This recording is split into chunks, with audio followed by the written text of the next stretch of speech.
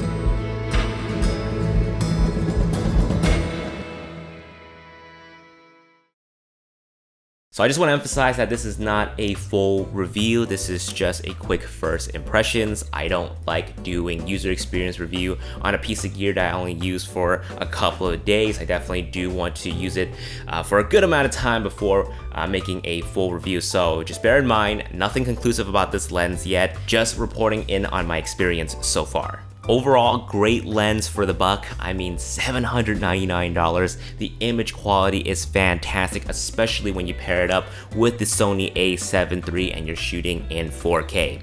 Actually, in my test video, a lot of you guys were saying that the image quality from the Tamron and the G Master were nearly indistinguishable, so that is a good sign. Now, for photos, I didn't get a chance to pixel peep. I have to return the lens this week, so I'll try to do my best to squeeze in some photo samples as well. So I love how incredibly light this lens is. It's a great run and gun lens. It's extremely versatile. You're getting a pretty decently wide, and we'll talk about the 28mm focal length in just a bit, but decently wide to all the way to a great telephoto at 75. And I love how it doesn't protrude out that much when you zoom out to 75, which actually makes this to be a very good gimbal lens. For weddings, I was using this on the Crane 2 with the mini dual grip. I just balanced it at 50, and I just love being able to switch focal lengths on the fly and get different stabilized looks. And a lot of people were asking me, is this going to balance well on the Crane Plus and still get a full range of motion? And the answer is yes, with a quick release plate as well. So this is a fantastic zoom lens for gimbal work. Now, is 28mm wide enough? Now, this is just because I'm coming from a lot of zoom lenses where my widest is 24mm. The 28mm throws me off. Like, I'm always wondering, am I in Super 35 mode right now? Because it seems kind of close. And then I press the button and I'm like, whoa, okay, so I wasn't in Super 35 mode. That was my widest. So I would have to back up. And sometimes you don't have the luxury of backing up. So I would say 28 isn't wide enough, but the reason why they didn't make this a 24-70 is because if they made it a 24-70, the barrel, the size, the weight would have increased on this lens, and they wanted to keep it as lightweight as possible. So it is a fair trade-off in my opinion. I wouldn't have it any other way if it meant keeping this setup here small and light. Now, this is just minor nitpicking, but I don't like how the zoom ring is in the outer part of the lens and the focus ring is in the inner part of the lens. Now, this might not be a big deal to a few people out there, but all of my other lenses, it's the other way around, where the zoom ring is in the inner part of the lens and the focus ring is on the outer part of the lens. So when I was using it at the weddings this weekend, I would accidentally twist the focus ring thinking it's the zoom ring. So yeah, just minor nitpicking. I'm sure I would get used to it if this was my main lens, but as of right now, it does throw me off. Okay, moving on. This is something that I've noticed during my first test video, and I didn't really talk about it just because I needed to make sure that it wasn't my unit only. But fellow YouTubers Ryan Cow and that one camera guy and a few of you out there who have the lens already confirmed it for me.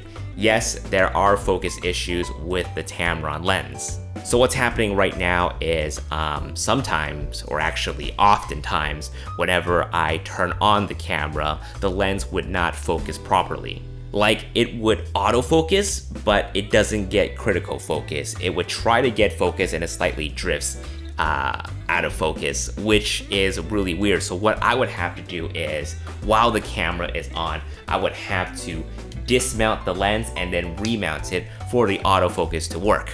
And when it works really well. But then after a while, it would do it again. So it's very frustrating to have it happen in the middle of an event during a wedding. It would work and then it would suddenly stop working. And then with the LCD display on the back of the A7 III, it's kind of hard to tell when you're slightly out of focus until like you blow it up on the screen. You're like, well, okay, that wasn't in focus. So what ended up happening was I pulled out my small HD monitor and just used it for the rest of the day because I couldn't trust the autofocus. I had to make sure my subject is in focus, so I had to use the monitor. Now I'm hoping Tamron would release a firmware update ASAP to fix this autofocus issue, but I wouldn't know how they would do it. Like, would we need a dock to update our lens? Do we have to send it back in? I'm thinking it's gonna be the latter because I don't think they're releasing a dock to update firmware on lenses like Sigma and Rokinon. So quite frankly, I'm just a little surprised that this issue exists because it's launch time. You know, everybody's getting their Tamron lenses, and I feel like Keyway should have caught this way before retailers got their hands on the lenses. But anyways, let me know in the comments down below if you're also experiencing this issue with your Tamron lens, if you got it. But when the autofocus does work though, it works great. It locks on focus on a subject extremely quickly. But I feel like the Tamron doesn't do a really good job keeping the subject in focus as they're walking towards the camera. Now I've noticed this in my tests. I feel like the G Master did a way better job. So for wedding ceremony processions, I can't really trust this lens on that. I'm gonna have to use my G Master for that type of situation. And speaking of that, I actually got a Instagram DM right now from Mike the Creative. Used it at a wedding I was filming this weekend and I could not get the autofocus to work in video. I turned it on and off, remounted, it just wouldn't focus, drove me crazy, ended up using the 24-70 G Master. For photos, it was fine, but it failed me in video. So glad I had the G Master. Overall, $799 and the image quality being so fantastic, I am honestly very impressed with the Tamron. Once they fix the autofocus issue, this is going to be a great budget alternative to the G Master. However, I still feel like the G Master is a lot more reliable, especially in video. Again, these are just my initial findings. I'm going to do my best to squeeze in more samples, more tests before I return the lens this Friday. Let me know in the comments down below what you think of the sample footage as well as this issue that we are finding. Leave in the comments down below. Guys, thank you so much for watching. I'll see you guys in my next video. Peace.